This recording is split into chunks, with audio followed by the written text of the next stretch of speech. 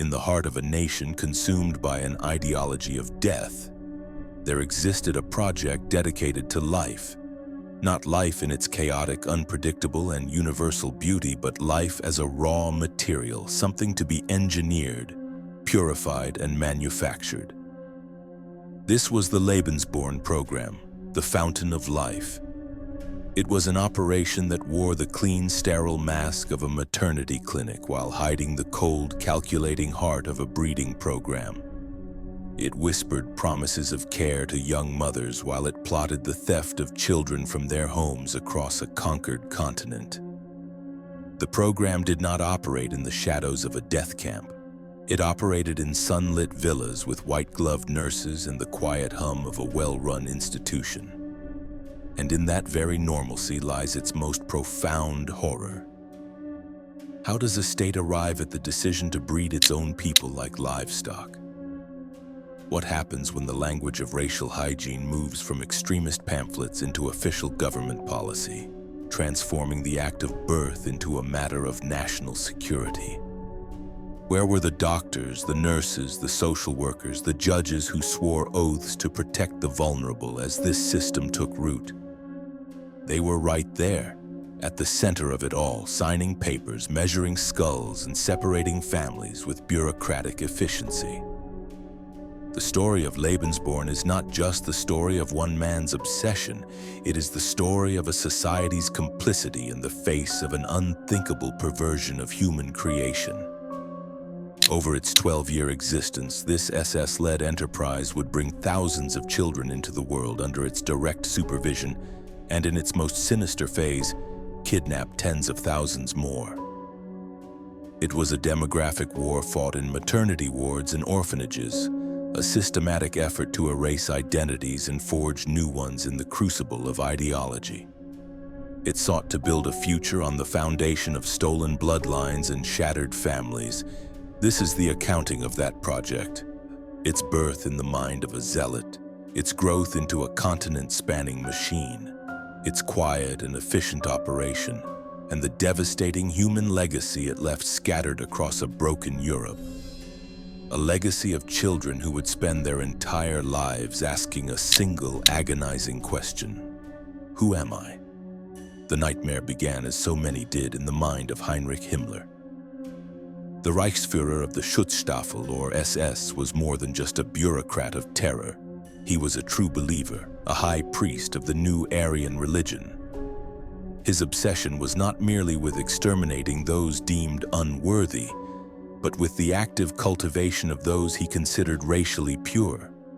He saw Germany's falling birth rate, particularly among the so-called Nordic stock, as a national emergency, a demographic crisis that threatened the thousand-year future of the Reich. He envisioned a new aristocracy of blood, an SS order that would seed the nation with genetically superior children, replenishing the ranks for the endless racial struggle to come. This vision required an instrument, a mechanism to translate his esoteric racial fantasies into practical reality. In the Germany of the 1930s, the stigma of unwed motherhood was immense. Thousands of young, unmarried German women who became pregnant faced social ruin, family exile, and often desperate, unsafe abortions. Himmler saw in their plight not a social problem, but a wasted resource.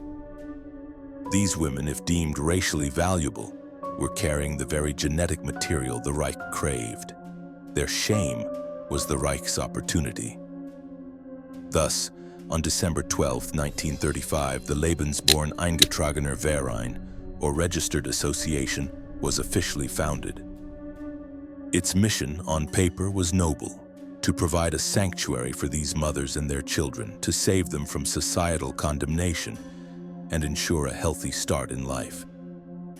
The chosen location for the first home, a confiscated villa named Hochland in Steinhöring near Munich, was deliberately picturesque. It was set in the idyllic Bavarian countryside, a place of clean air and pastoral beauty, far from the prying eyes of the city. It looked like a sanatorium or a country retreat, not the pilot program for a state eugenics project. The image was crucial. Lebensborn was to be presented to the world and to its participants as a benevolent welfare organization, an act of compassion by the SS for the nation's mothers. The interior was modern, hygienic, and well-staffed. But entry was not open to all. A rigorous selection process was the first sign of its true purpose. The first signs of its chilling methodology were woven into the application process. A prospective mother had to prove her Aryan ancestry, tracing her family tree back for generations. She underwent humiliating physical examinations where her features, eye color, hair color, skull shape, were measured and cataloged against an idealized Nordic standard.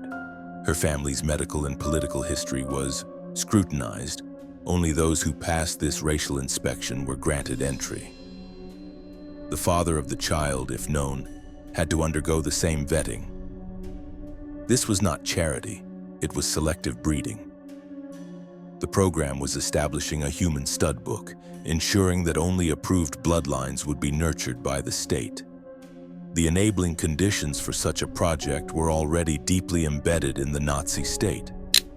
The 1933 law for the prevention of hereditarily diseased offspring had already legalized forced sterilization, establishing the principle that the state had ultimate authority over reproduction. Propaganda relentlessly promoted the image of the fertile, brood-bearing German woman as a national hero. The SS, as the ideological vanguard of the Reich, operated with near total autonomy, its actions shielded from public or legal scrutiny. In this climate, an organization that promised to increase the birth rate of valuable children was not seen as sinister. It was seen as patriotic, a vital contribution to the national project. Society, conditioned by years of eugenic rhetoric, was primed to accept it. As the program took root, a clear pattern emerged. Its initial semi-covert phase gave way to confident expansion. More homes were opened across Germany, often in luxurious confiscated Jewish properties. The methodology became standardized, a cold, bureaucratic ritual that stripped motherhood of its intimacy and transformed it into a state-managed process. Upon arrival, the women were given new names to ensure anonymity. The birth itself was a clinical affair, but the child was the true focus. From the moment of delivery, the infant was considered the property of the SS. A secret, elaborate naming ceremony, a pseudo-pagan ritual designed by Himmler himself, replaced Christian baptism, consecrating the child to the SS and the Führer. The machinery of this evil was terrifying in its banality. It was a system of files, medical charts, and adoption papers. Nurses who saw themselves as serving a higher calling meticulously recorded the infant's physical development, noting their adherence to the Aryan ideal. The children were raised in a sterile, emotionally detached environment, with an emphasis on discipline and collective identity. The bond between mother and child was actively discouraged. After a few weeks, the mother was expected to leave, either signing the child over for adoption by a loyal SS family or returning to her life, her secret kept safe by the state. The program functioned as a high-end adoption agency, with a waiting list of childless, politically reliable couples eager for a perfect German child. The psychological landscape within these homes was a study in compartmentalization. For the SS officials who ran them, it was a point of pride, a professionally managed enterprise contributing directly to Himmler's vision. For the nurses and staff, it was a job, one that offered security, status, and a sense of patriotic purpose. They convinced themselves they were saving children from a worse fate. For the mothers, the experience was a complex mix of relief, coercion, and profound loss. Some were true believers, proud to donate a child to the Führer. Many others were simply desperate young women with no other options, caught in a system that offered them shelter at the price of their children. They entered a world of enforced silence, where their individual stories were subsumed into the program's vast anonymous ledger. There were near discoveries, moments when the true nature of the program could have been exposed.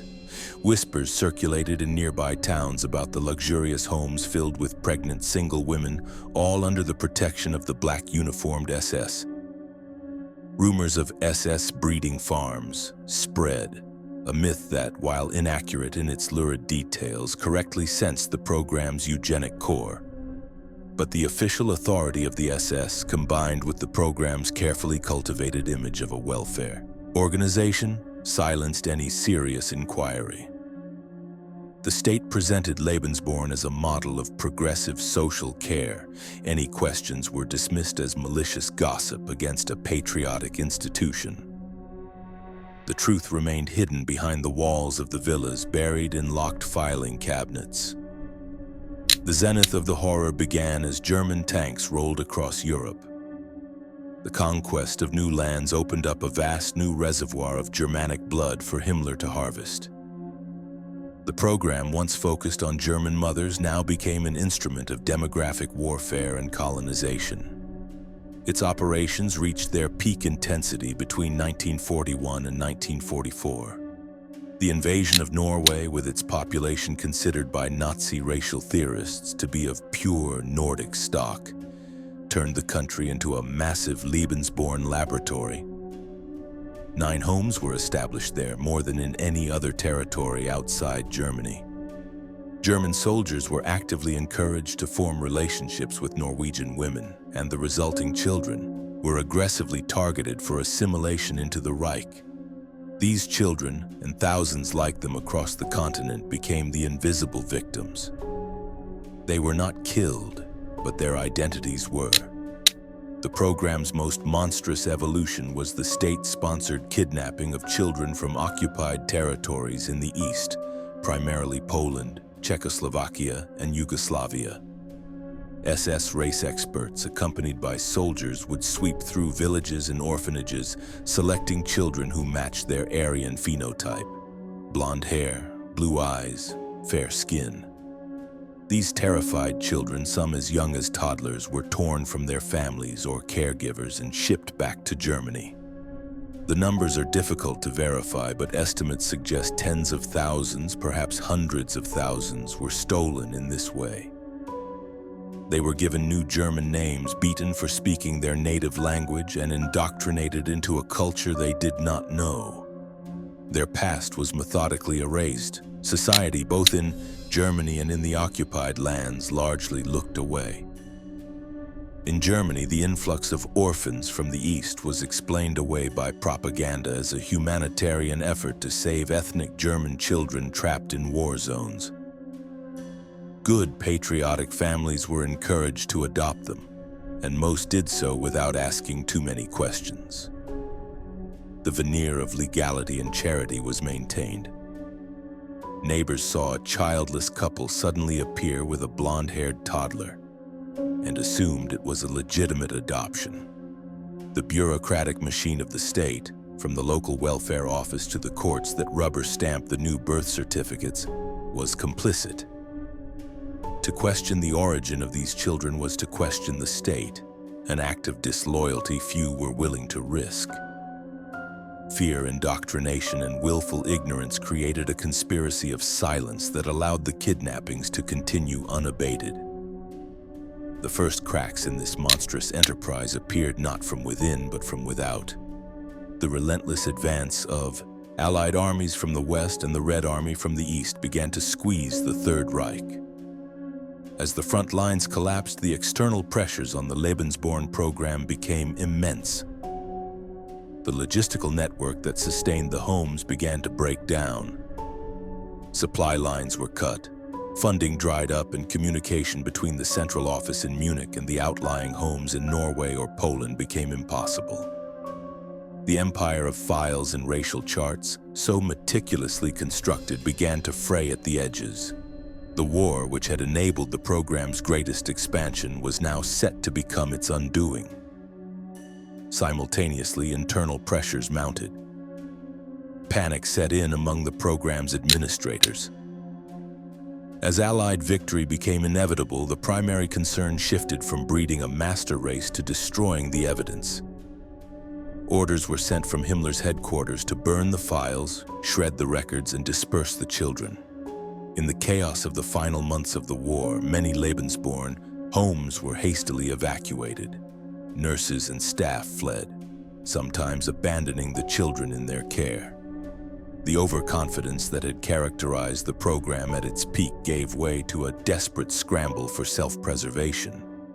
The system, built on an ideology of eternal victory, had no contingency for defeat, and it began to disintegrate from the inside out.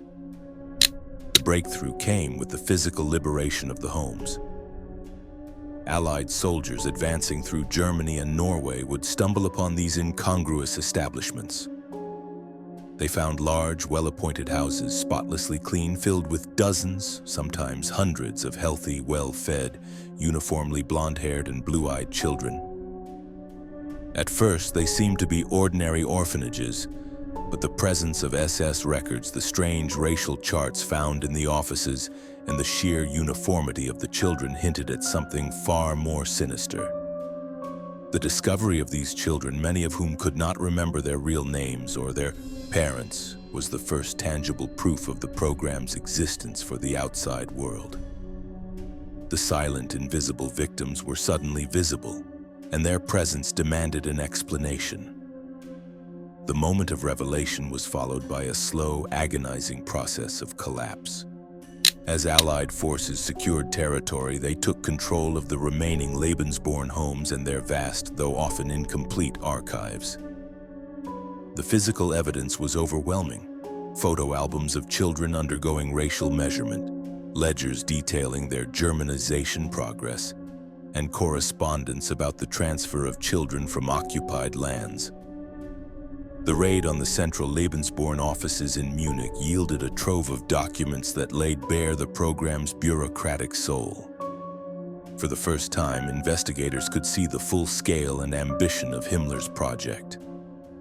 The clean, clinical facade was torn away, revealing the cold, methodical kidnapping ring that lay beneath. The accounting that followed was one of the great human tragedies of the post-war era.